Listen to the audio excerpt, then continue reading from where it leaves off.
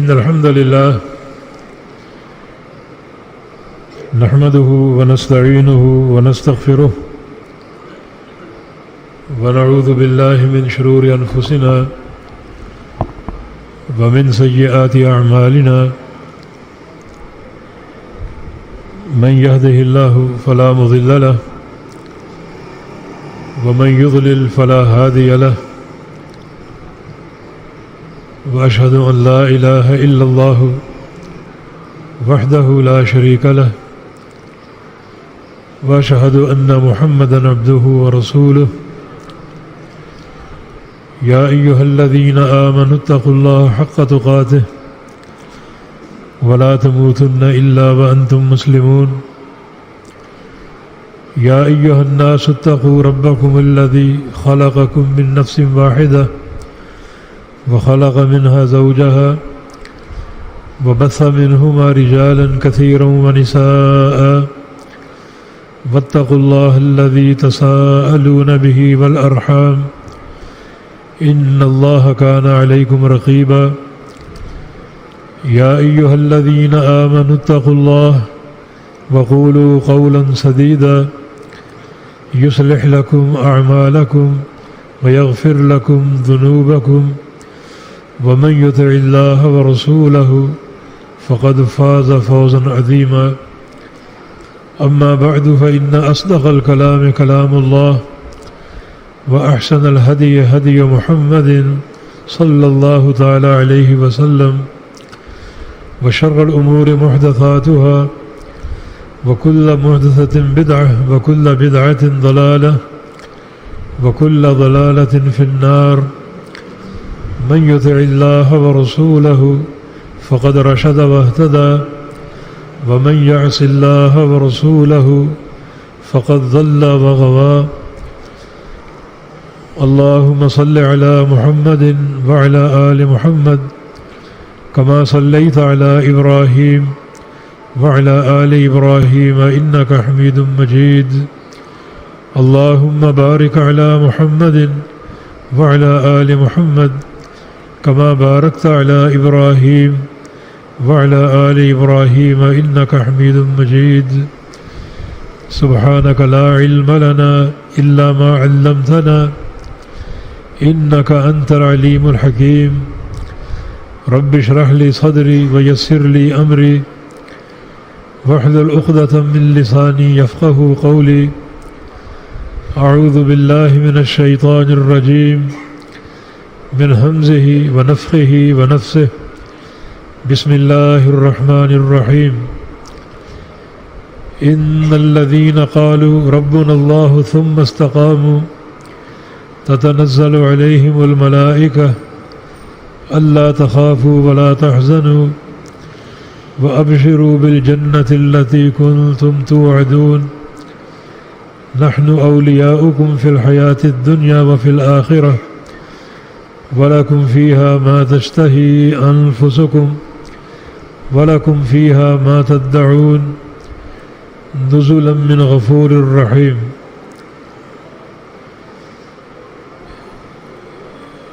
ان آیات مبارکہ میں اللہ رب العزت نے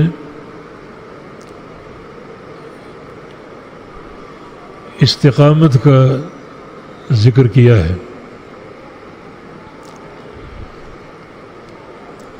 استقامت کے دو معنی ہیں. ایک جم جانا اور دوسرا بالکل سیدھا ہو جانا. اور یہاں دونوں معنی مراد ہیں. بالکل سیدھے ہو جائیں اور جم جائیں اور اپنے عمل میں ایک تسلسل پیدا کر لیں.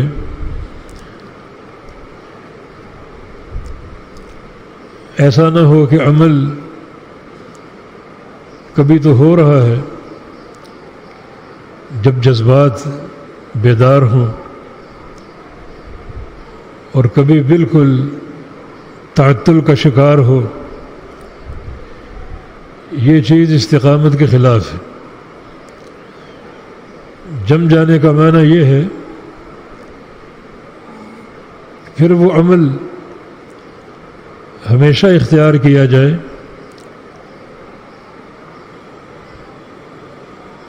اس میں ناغہ نہ آنے پائے،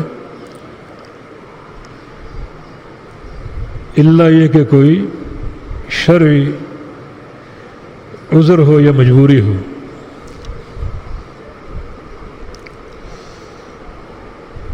نبی علیہ السلام ایک دعا کیا کرتے تھے، اللہم انی اعوذ بک من الحور بعد الکور، یا اللہ میں تیری پناہ میں آتا ہوں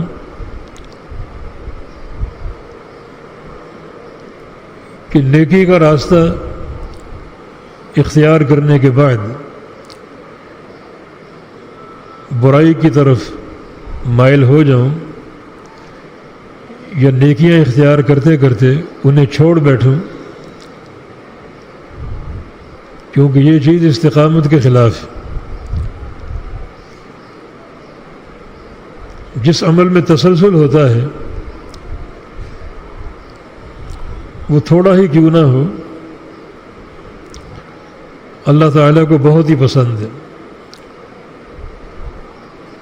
احب الاعمال الی اللہ ما داوم علیہ صاحبہ،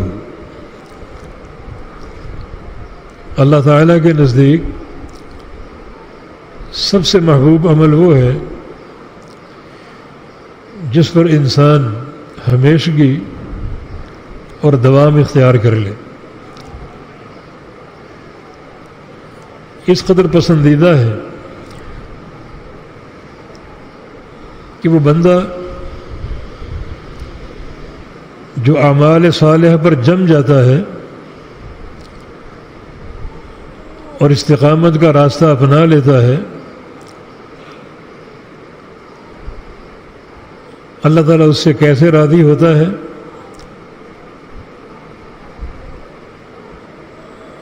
اس کے ساتھ کس قسم کا سلوک ہے اللہ رب العزت کا، ایک مقام ملاحظہ ہو۔ ان بندوں کا ذکر اللہ پاک نے فرمایا جو مختلف گناہوں میں ملوث ہوتے ہیں،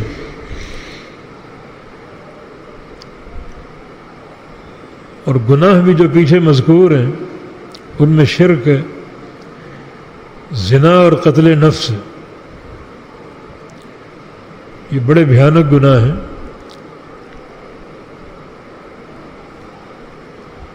آگے کیا فرمایا؟ الا من تاب، جو بندہ توبہ کر لے، وآمن، اور اپنے ایمان کو مضبوط اور مستحکم کر لے،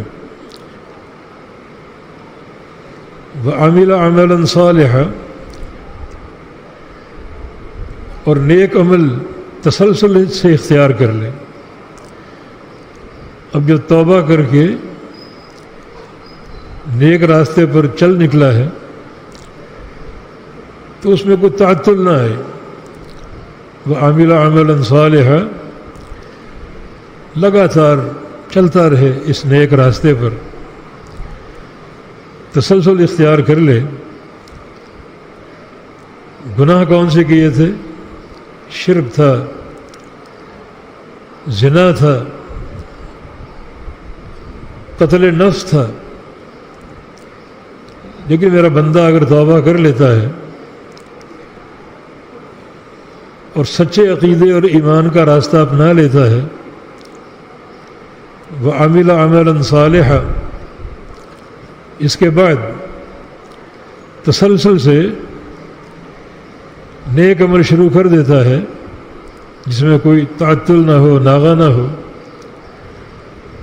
استقامت ہو، پوری طرح جم جائے ان نیک اعمال پر، تو فرمایا کہ اولئک یبدل اللہ سیئاتہم حسنات یہ وہ بندے ہیں جو گناہ وہ کر چکے تھے، اللہ ان سارے گناہوں کو نیکیاں بنا دے گا۔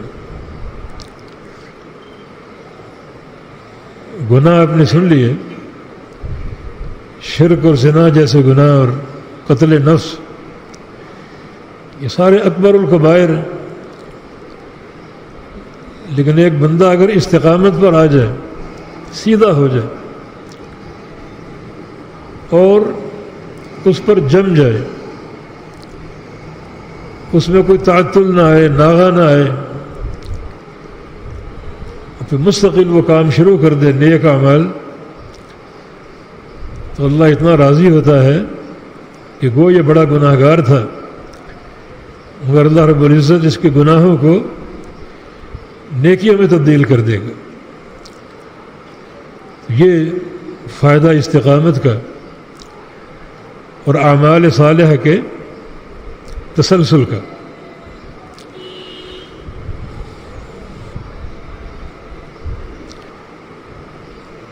تو نبی علیہ السلام کی جو دعا ہے، اللہم انی اعوذ بک من الحور بعد الکور،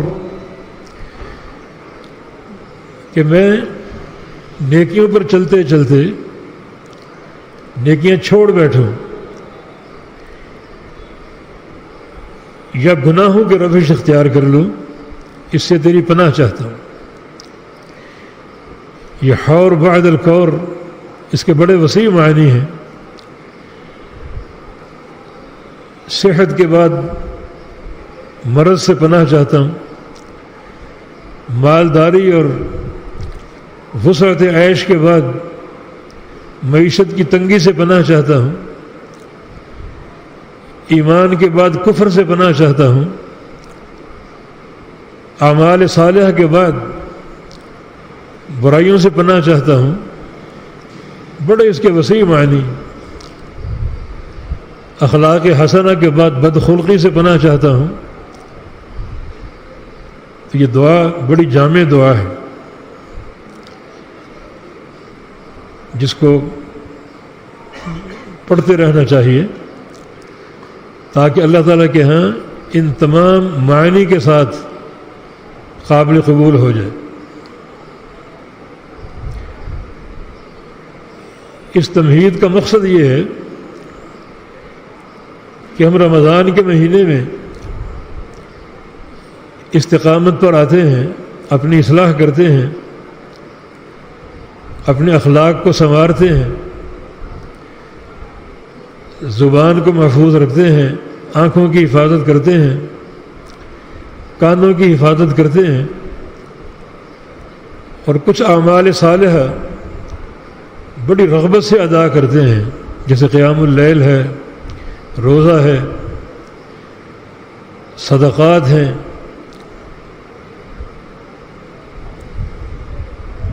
یہ بہت سے اعمال صالحہ، قرآن پاک کی تلاوت ہے، بڑے شوق اور ذوق سے یہ سارے اعمال انجام دیتے ہیں۔ اور اگر رمضان کے بعد ان اعمال کو چھوڑ دیں، ایک تو یہ تقویٰ کے منافی ہے، اور دوسرا جو نبی علیہ السلام کی دعا ہے، اللہم انی اعوذ بک من الحور بعد الکور، اس دعا کے تقاضے بھی یہاں نظر نہیں آتے۔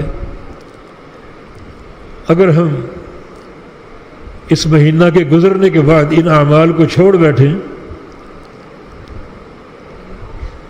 بلکہ اعمال کو چھوڑنے کے ساتھ ساتھ گناہوں کی طرف مائل ہو جائیں، یہ چیز استقامت کے خلاف ہے۔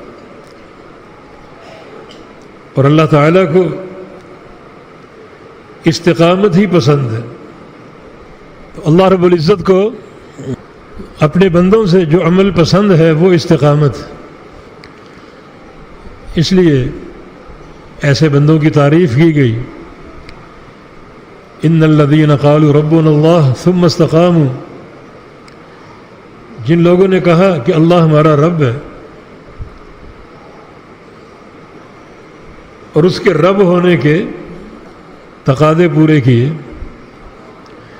رب کا معنی پالنے والا، جب یہ عقیدہ بن جائے کہ اللہ پالنے والا ہے، تو پھر ایک انسان اگر حرام کماتا ہے تو اس کا معنی اللہ تعالیٰ کو رب ماننے کے عقیدے میں جھول ہے۔ جب وہ پالنے والا ہے تو حرام معیشت کا کیا معنی؟ اور یہ چیز بندے کی اصلاح کی بنیاد ہے۔ ثم استقاموا، اور پھر وہ استقامت اختیار کر لیں، سیدھے ہو جائیں، اللہ تعالیٰ کو مان کر سیدھے ہو جائیں۔ سیدھے کیسے ہوں؟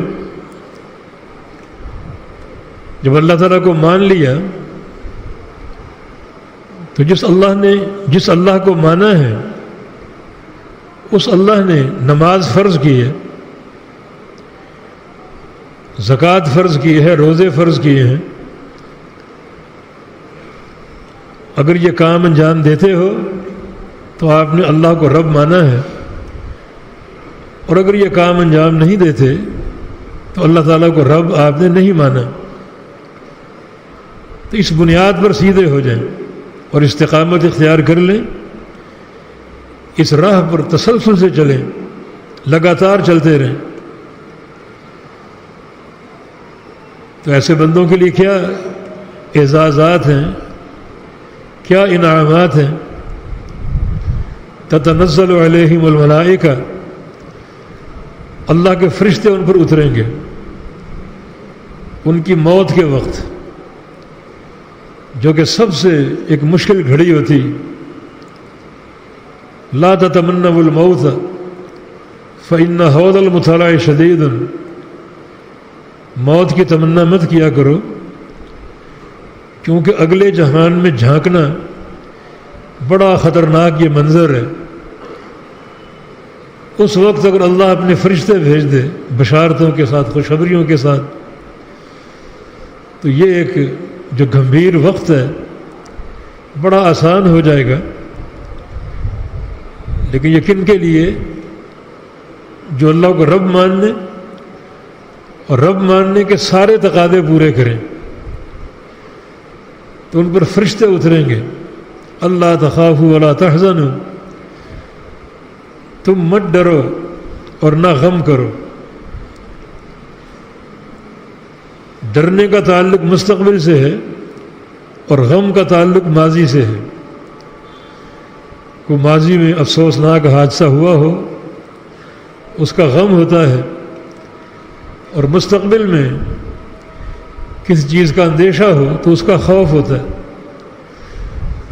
تو ایسے بندوں کا ماضی بھی محفوظ ہے، مستقبل بھی، نہ تم پر کوئی خوف ہے اور نہ کوئی غم، نہ کوئی حزن، نہ کوئی ملال۔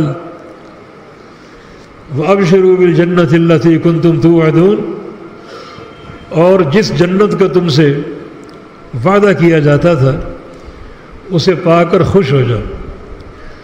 تمہاری مہمان نوازی جنت میں ہوگی۔ حدیث میں آتا ہے کہ بعض بندے جب قبر میں دفن ہوتے ہیں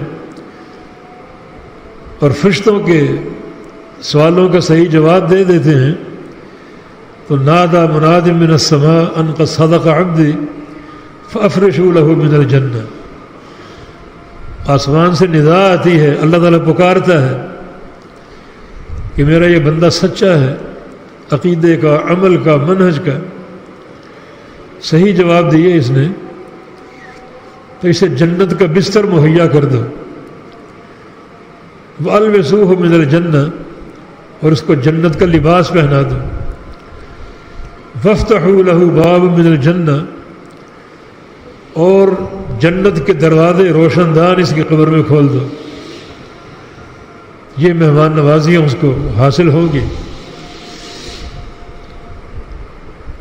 وَأَبْشِرُوا بِالْجَنَّةِ الَّتِي كُنْتُمْ تُوعَدُونَ نَحْنُ أَوْلِيَاؤُكُمْ فِي الْحَيَاةِ الدُّنْيَا وَفِي الْآخِرَةِ، ہم تمہارے دوست ہیں دنیا کی زندگی میں بھی اور قیامت کے دن بھی، جو کہ بہت بڑی نعمت ہے۔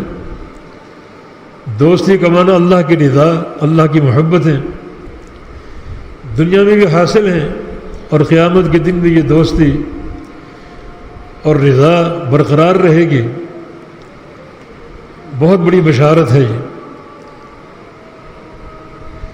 نحن اولیاءکم فی الحیات الدنیا وفی الآخرہ وَلَكُمْ فِيهَا مَا تَشْتَهِي أَنفُسُكُمْ، اور اس جنت میں تمہیں ہر وہ چیز ملے گی جس کی تم میں خواہش ہوگی،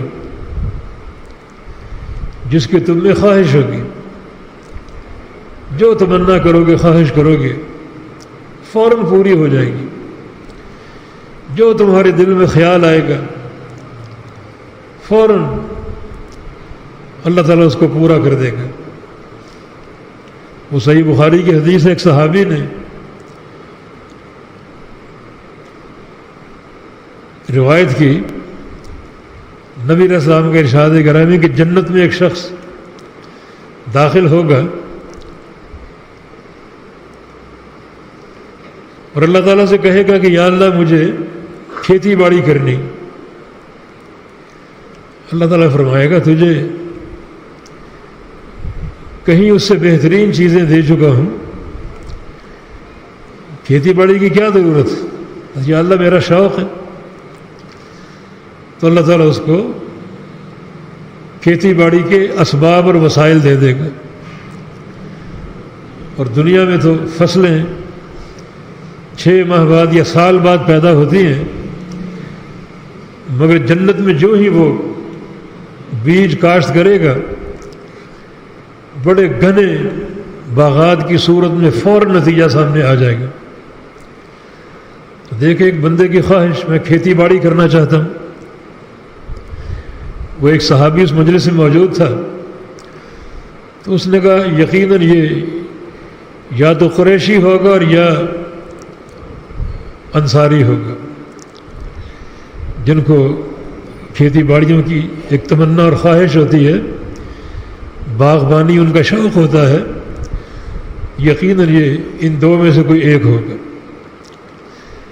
بندہ اس کا جی چاہ رہا ہے کہ میں انگور کھاؤں، انگور کے خوشے اس کے سامنے آ جائیں گے، اور اگر دل میں ایک خواہش پیدا ہو انار کھانے کی، وہ انگور انار بن جائے گا۔ اس طرح خواہشات پوری ہوں گی۔ وَلَكُمْ فِيهَا مَا تَشْتَهِي أَنفُسُكُمْ وَلَكُمْ فِيهَا مَا تَدَّعُونَ، اور جو کچھ تم طلب کرو گے وہ تمہیں حاصل ہوگا، جو طلب کرو گے وہ تمہیں مہیا ہوگا، اور کوئی روک ٹوک نہیں ہوگی، کوئی پابندی نہیں ہوگی۔ عطاء غیر مجذوذ، ایسی عطا اللہ تعالیٰ کی طرف سے حاصل ہوگی جس میں کوئی ناغہ نہیں ہوگا، کیونکہ یہ وہ بندے ہیں جن کے عمل میں ناغہ نہیں تھا، جن کے عمل میں تسلسل تھا، لگاتار نیکیاں کرتے تھے۔ ایک حدیث اگرچہ اس کی سند میں ضعف ہے، مگر معنی اس کا بالکل صحیح ہے کہ مومن جو ہے وہ الحال المرتحل ہوتا ہے، ایک سواری سے اترا اور دوسری پر سوار ہو گیا، ایک عمل ختم ہوا دوسرا شروع ہو گیا۔ یہ ایک مومن کی جو حیات طیبہ ہے اس کے تقاضوں میں سے ایک تقاضا کہ اس کے عمل کی گاڑی رکتی نہیں ہے، بلکہ وہ مسلسل اس گاڑی پر سوار رہتا ہے اور اس کا عمل جاری رہتا ہے، رکتا نہیں ہے، تھمتا نہیں ہے۔ یہ ایک مومن کا معاملہ ہے۔ اور ویسے بھی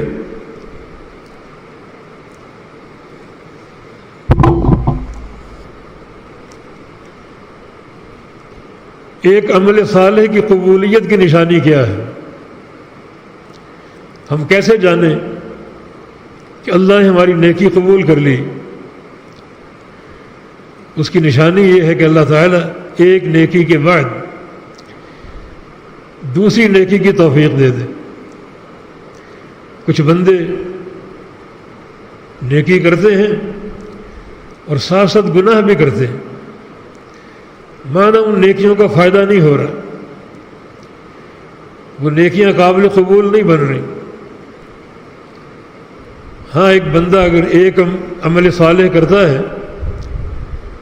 اور اس کو دوسری نیکی کی توفیق مل جاتی ہے تو اللہ تعالیٰ کے ہاں یہ قبولیت کی سند ہے. اسی تسلسل کی بات ہو رہی ہے، استقامت کی بات ہو رہی ہے کہ انسان اس لائن سے اترے نہ، چلتا رہے، اس پر گامزن رہے، تو گناہ بھی نیکیاں بن جائیں گی اور جو نیکیاں ہیں وہ اللہ کے قابل قبول ہو جائیں گی. انما یتقبل اللہ من المتقین، اللہ رب العزت متقین کی نیکیاں قبول کرتا ہے. بعض علماء سلف کا قول ہے اگر مجھے بتا دیا جائے کہ میرا ایک سجدہ اللہ نے قبول کر لیا تو میں موت کی تمنا کروں گا کہ بس وہ سجدہ قبول ہو گیا. یہ تقویٰ کی سند ہے، یہ قبولیت کی ایک علامت ہے. اعمال کا تسلسل، ایک نیکی پھر دوسری پھر تیسری، اور اگر نیکیاں ہوں ان میں انقطاع ہو اور ناغے ہوں، یا نیکیوں کے انجام دہی کے بعد معصیت اور گناہ ہوں، تو مانا تمہارا عمل قابل قبول نہیں بن سکا. تو اللہ تعالیٰ کے ہاں اتنے وعدے جنت کا، اور بالکل بے خوف ہو جاؤ، ہر خواہش پوری ہوگی، ہر طلب پوری ہوگی. اور آخر میں نزل من غفور الرحیم، غفور الرحیم کی طرف سے مہمان نوازی. اس مہمان نوازی کا معنی سارے علماء نے یہ بیان کیا ہے کہ اس سے مراد اللہ تعالیٰ کا دیدار ہے، اللہ تعالیٰ کی زیارت ہے، جو اس کی رضا پر منتج ہوتا ہے. جب جنت میں داخل ہو جائیں گے تو اللہ تعالیٰ ان پر جھانکے گا، مطلع ہوگا،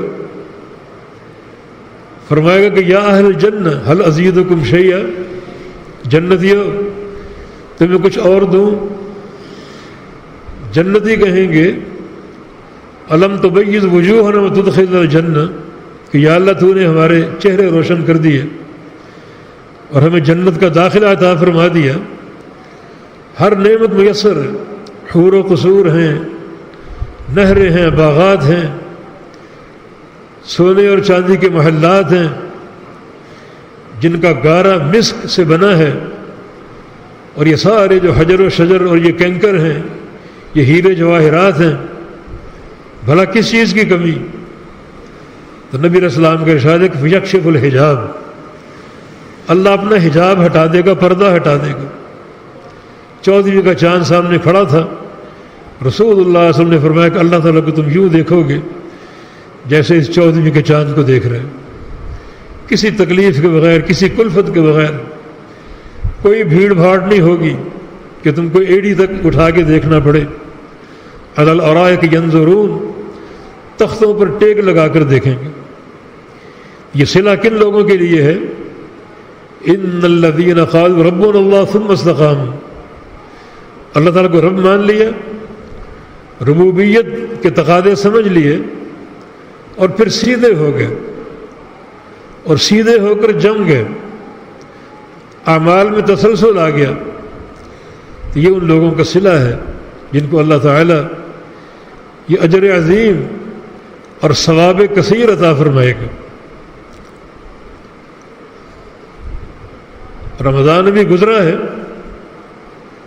جو عمل ہم نے انجام دیے وہ عمل رمضان کے بعد بھی ادا ہو سکتے ہیں. گزشتہ خطبے میں ہم نے جنت کے دروازوں کا ذکر کیا تھا. کسی کا نام باب الصلاح ہے، نماز کا دروازہ، اور کسی کا نام باب الصدقہ، صدقہ کا دروازہ، اور کسی کا نام باب الریان، روزے داروں کا دروازہ. یہ کن لوگوں کو حاصل ہو؟ کون لوگ اس سے داخل ہوں گے؟ مثلا باب الریان ہے، روزے داروں کا دروازہ، تو اس سے وہ لوگ داخل نہیں ہوں گے جو صرف رمضان کے فرضی روزوں پر اکتفا کر لیتے ہیں، بلکہ ان کی اس قدر روزوں سے محبت ہے کہ رمضان کے بعد بھی روزے رکھتے ہیں، نفلی روزے، اس قدر ان کو محبت، اور وہ بڑے اجر و ثواب کا باعث ہوتے ہیں. جیسے شوال کا مہینہ نبی علیہ السلام کا فرمان ہے، من صام رمضان واتبعہ ستا من شوال فکأنما صام الدہر، کہ جو شخص رمضان کے روزے رکھ لے اور شوال کے 6 روزے رکھ لے تو اللہ تعالیٰ اس کو زمانے بھر کے روزوں کا ثواب دے گا. اور یہ عمل تسلسل کے ساتھ ہے، ہر شوال میں اس طرح کریں، ہر شوال میں.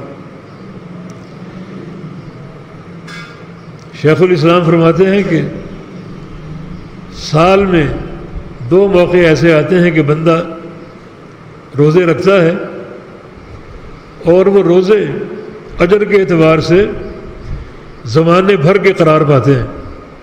ایک تو یہ شوال کا مہینہ، رمضان کے رکھ لیے اور شوال کے 6 رکھ لیے، یہ 36 روزے 360 روزے ہیں. ہر سال رکھے گا تو یہ زمانے بھر کے روزے ہو جائیں گے.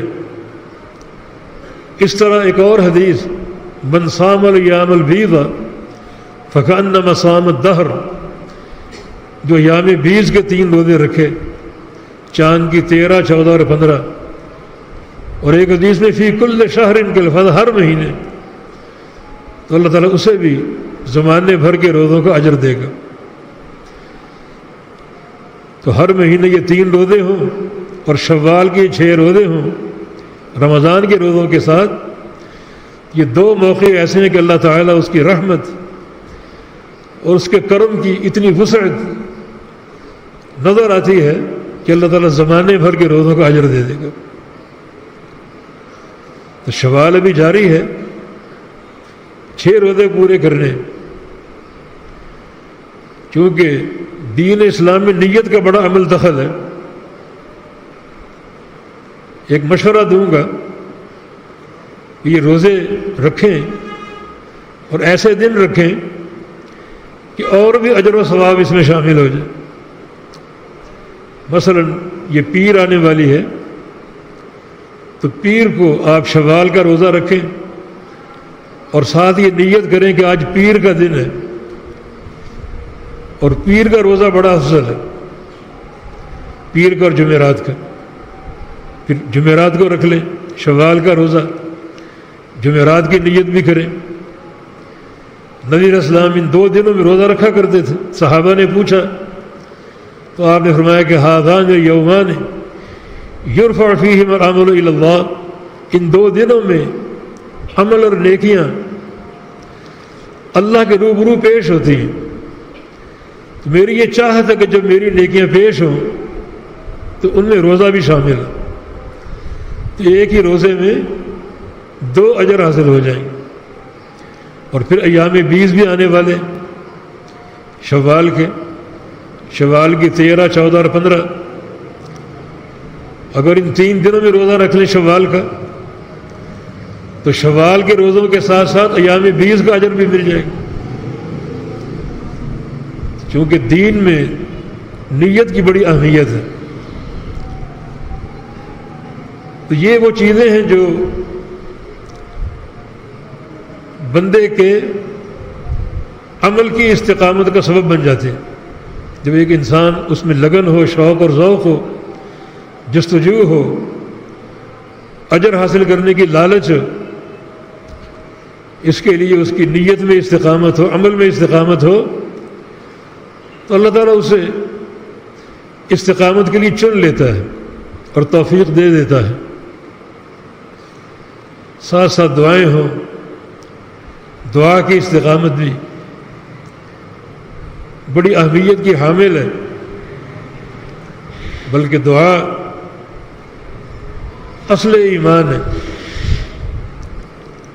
دین اسلام کا جو سب سے بڑا جز ہے وہ دعا ہے. دعائیں کی جائیں اور دعاؤں کے لیے ایسے اوقات کا انتخاب کریں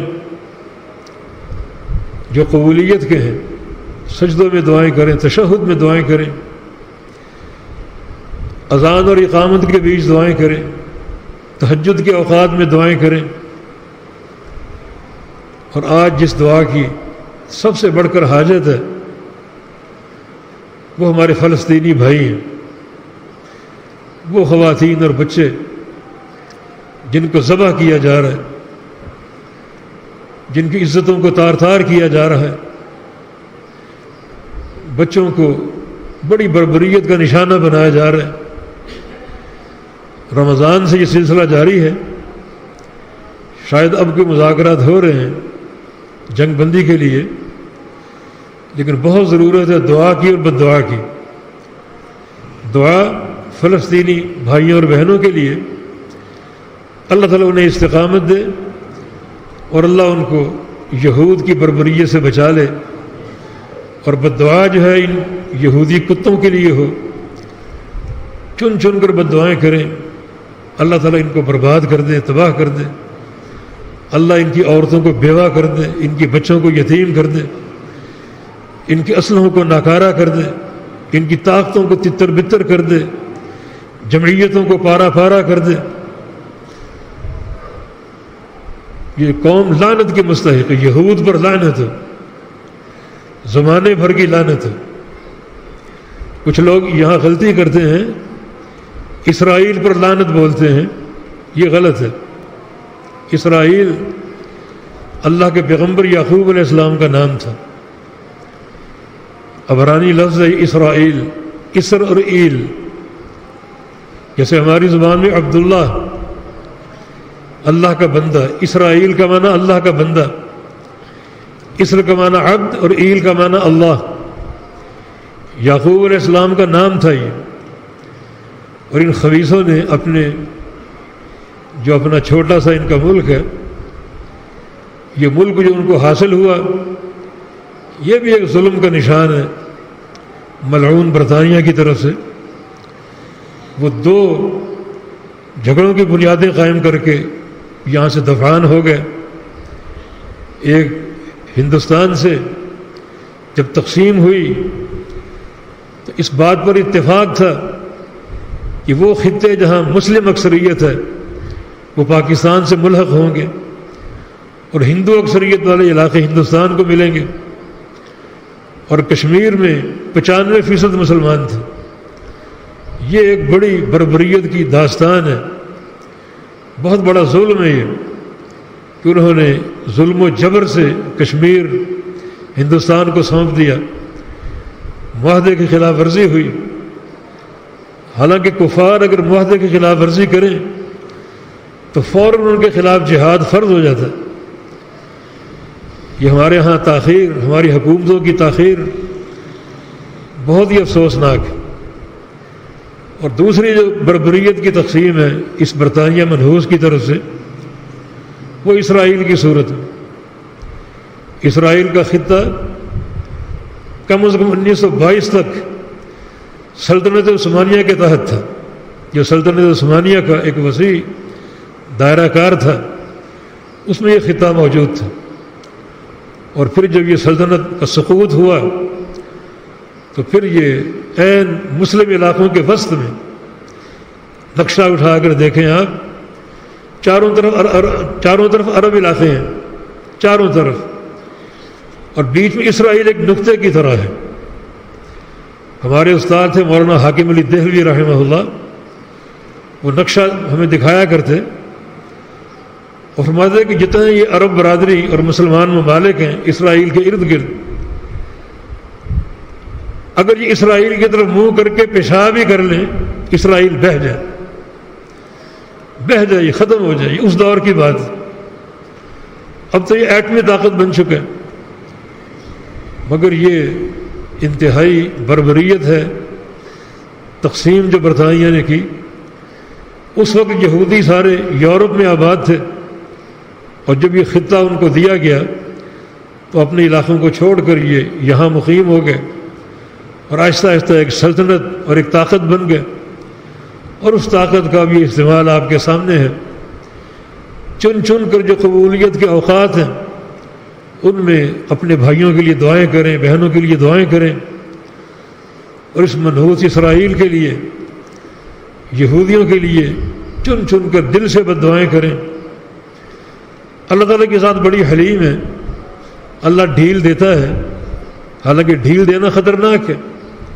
ڈھیل اس لیے دیتا ہے کہ قیامت کے دن سارا انتقام لوں ان سے، آج چھوڑ دوں، اور قیامت کا عذاب اشد اور انکا ہے، بڑا سخت ہے، بڑا شدید ہے۔ دنیا کا عذاب تو کچھ بھی نہیں ہے، لیکن پھر بھی اللہ تعالیٰ سے ہم دعائیں کریں، بدعائیں کریں کہ یا اللہ تو نے قوم لوط کی بستی کو اٹھایا، آسمان تک پہنچا کے نیچے پٹک دیا اور ان کو تباہ و برباد کر دیا۔ یا اللہ تو نے قوم سمود کو ایک ہی چیخ سے ان بڑے بڑے جسوں کو تباہ و برباد کر دیا، اور تو نے قوم عاد کو تباہ و برباد کیا ایک آندھی سے، قوم شعیب کو تباہ و برباد کیا ایک آندھی سے۔ تو ہر شے پر قادر ہے، تیری قدرت پر ہمیں ایمان ہے۔ اس یہودیوں کی بربریت بڑھتی جا رہی ہے، ظلم اور سفاکیت کی انتہا ہوتی جا رہی ہے، یا اللہ ان کو تباہ و برباد کر دے۔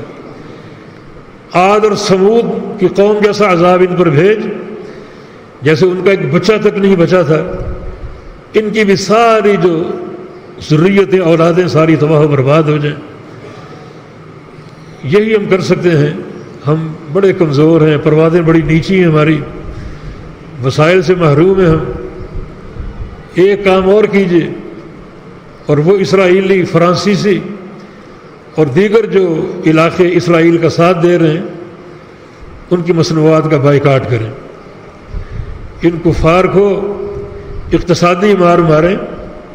ان کے لیے سب سے بڑا جو ہوا ہے وہ اقتصادیات ہے۔ ہمارے لیے جو اصل چیز ہے ہمارا ایمان ہے، ان کے لیے دنیا اور معیشت اور اقتصادی طاقت ہے، اور اگر ان کی اقتصادی طاقت پر زد پڑے تو پھر ان کو نانی یاد آتی ہے، 14 طبق ان کے روشن ہوتے ہیں۔ کفار جو ہیں ان کا جو زندگی کا موضوع ہے وہ معدہ ہے، اور معدے سے نیچے جو کچھ ہے۔ مسلمان جو ہے ان کی زندگی کا موضوع معدہ ہے، اور معدے سے اوپر جو کچھ ہے روحانیت ہے، قلبی استقامت ہے، عقیدے کی صحت ہے، عمل کی صحت ہے۔ تو ان کی مصنوعات کا بائیکاٹ ہو، باقاعدہ تحقیق کریں کون سی چیزیں، مصنوعات اسرائیل بناتا ہے ہمارے ہاں فروخت ہو رہی ہیں، اور کون سی چیزیں فرانس سے آتی ہیں، اور دیگر وہ ہواری جو اسرائیل کی مدد کر رہے ہیں، ان سب کی مصنوعات کا بائیکاٹ کیا جائے۔ اور باقی ایک کمزور سی آواز اگر حکومتوں کے ایوانوں تک پہنچ جائے کہ اپنے کردار کو پہچانے، جس وقت مسلمان کہیں بھی تکلیف میں ہوں تو آس پاس کی حکومتیں اور جو بھی اسلامی حکومتیں ہیں ان کا چین ختم ہو جانا چاہیے، نیندیں حرام ہو جانی چاہیے، انتقام لیں، بدلہ لیں، اس قوم پر حملہ آور ہوں، اور جو ان کا ایک بدسلوکی ہے اس کی ان کو سزا دیں۔ ایسی صورتحال میں اللہ ضرور مدد کرے گا۔ اس وقت یہ دیکھنا کوئی ایٹمی طاقت اور ہم کمزور ہیں، یہ دیکھنا ایمان کی کمزوری ہے۔ ایسے موقع پر اللہ تعالیٰ نے فرمایا ہے اتخشونہم، ان سے ڈرتے ہو تم، فاللہ حق ان تخشوہ، اللہ سے ڈرو۔ تمہیں اللہ کی طاقت پر ایمان نہیں، اس کی قدرت پر ایمان نہیں ہے؟ یہ برطانیہ ہو، روس ہو، امریکہ ہو، اسرائیل ہو، اللہ سب سے اوپر ہے اور ہر شے پر قادر ہے۔ اس وقت یہ دعاؤں کا، بددعاؤں کا وقت ہے۔ اللہ تعالیٰ ہمارے بھائیوں کو، بہنوں کو، فلسطینیوں کو عزت اور وقار عطا فرمائے، اور اللہ رب العزت ان کی زندگیوں کی حفاظت فرمائے۔ اللہ تعالیٰ ان کو ایمان اور عمل کی استقامت دے دے، اور اللہ تعالیٰ سارے دشمنوں کو تتر بتر کر دے اور ان کو تباہ و برباد کر دے۔ ایک سوال اکثر لوگ پوچھتے ہیں قنوت نازلہ کا اہتمام ایسے موقع پر، تو بھائی قنوت نازلہ اگر ہو تو ہر جگہ، ہر مسجد میں ہو، اور اس کا اہتمام ولی الامر کے حکم سے ہوتا ہے۔ جو وقت کا حاکم ہے وہ اعلان کرتا ہے کہ تمام مساجد میں قنوت نازلہ ہو۔ کچھ امور ایسے ہیں جن کا اعلان حکومت وقت کرتی، جس رمضان کے چاند کا اعلان ہے، عید کے چاند کا اعلان ہے، دعائے قنوت ہے، حج کا اعلان ہے، حج کی تاریخ کا اعلان ہے، تو وہ وقت کا حاکم کرتا ہے اور اس کو پھر سب کو قبول کرنا پڑتا ہے۔ تو چونکہ حکومت کی طرف سے ایسا کوئی اقدام نہیں ہے، نہ ان کو اس چیز کی کوئی ہوش ہے، نہ کوئی تعارف ہے، نہ وہ جانتے ہیں کہ قنوت نازلہ کیا چیز ہے، لیکن دعا کے چونکہ اور بھی اوقات اور ذرائع موجود ہیں، رات میں دعائیں کریں، دن میں دعائیں، ہر وقت اللہ سنتا ہے، نمازوں کے بعد دعائیں کریں، ہر وقت اللہ تعالیٰ سنتا ہے۔ تو اس لیے ہم اپنے ہاتھ میں قانون نہ لیں، بعض جگہوں پر قنوت نازلہ ہوتی ہے، بعض جگہ پر نہیں ہوتی، یہ بھی ایک افتراق کا راستہ، اس میں وحدت ہونی چاہیے، جب ہو تو ہر مسجد میں ہو اور پورے ایک اتفاق و اتحاد اور وحدت کے ساتھ۔ یہ چیز ہے، اگر دعا کی قبولیت کے اور اوقات نہ ہوں اور دعا کرنے کے اور اسباب نہ ہوں، پھر تو اجتہاد کیا جا سکتا ہے کہ اگر ایک ہی دعا کا راستہ اور وہ قنوت نازلہ ہے پھر تو اجتہاد ہو سکتا ہے، لیکن جب اور اسباب موجود ہیں، اوقات موجود ہیں دعا کرنے کے اور قبولیت کے، تو پھر کوئی تنگی نہیں ہے، ان اوقات میں دعائیں کیجیے، اللہ تعالیٰ قبول فرمانے والا ہے۔ اللہ تعالیٰ ہمارے فلسطینی بھائیوں اور بہنوں کو، بچوں کو عافیت کی زندگی عطا فرما دے، امن و سکون اور سلامتی کی زندگی عطا فرما دے، اور جو بھی کفار ہیں، سازشیں کرنے والے اور بالخصوص یہودی، سب سے بڑے اسلام کے دشمن اور سب سے بڑے مسلمانوں کے دشمن، اللہ ان کو غارت کرے، تتر بتر کرے، ورنہ ایک وقت آنے والا ہے جب عیسیٰ علیہ السلام اتریں گے اور یہودی اس وقت ان کو جائے پناہ نہیں ملے گی، پتھروں کی اوٹ میں چھپیں گے، درختوں کے پیچھے چھپیں گے، اس وقت درخت بھی بولیں گے اور پتھر بھی بولیں گے کہ تعال یا مسلم فإن ورائی یہودی، ادھر آؤ مسلمان، میرے پیچھے ایک یہودی چھپا ہے، اور اس کو قتل کرو۔ یعنی پتھروں اور درختوں کو یہ شعور حاصل ہو جائے گا کہ یہودی اتنی منحوس اور خبیث قوم ہے کہ دھرتی کا بوجھ ہے، یہ اس کو قتل ہونا چاہیے اور اس کی زندگی کا خاتمہ ہونا چاہیے۔ عیسیٰ علیہ السلام کا دور ہوگا جب شریعت کی تنفیذ ہوگی، سچا دین نافذ ہوگا۔ سچے دین کی تنفیذ یہود کی موت ہے، اور اگر ہم دین سے دور ہیں تو پھر ایسی قوتیں ہم پر مسلط ہو جائیں گی اور یقیناً اپنا اثر و رسوخ استعمال کریں گی۔ ہمیں دین کی طرف آنا چاہیے، ہماری حکومتوں کو دین کی طرف آنا چاہیے۔ یہ راستہ ہے ہماری بقا کا، ہماری سلامتی کا۔ اللہ کے پیارے پیغمبر کے دور میں دین نافذ ہوا تو یہودی 3 قبیلے تھے مدینہ منورہ میں یہودیوں کے، بنو قینقاع، بنو نذیر اور بنو قریظہ، اور تھوڑے عرصے میں ان سب کو عرب کے جزیرے سے نکال دیا گیا۔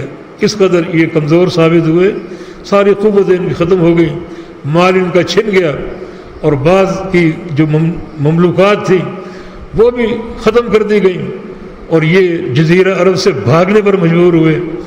یہ دین کی تنفیذ کی برکتیں ہیں۔ جب بھی یہ برکتیں حاصل ہوں گی تو اس قوم کا سارا تسلط ختم ہو جائے گا۔ تو دین کی طرف آنے کی ضرورت ہے۔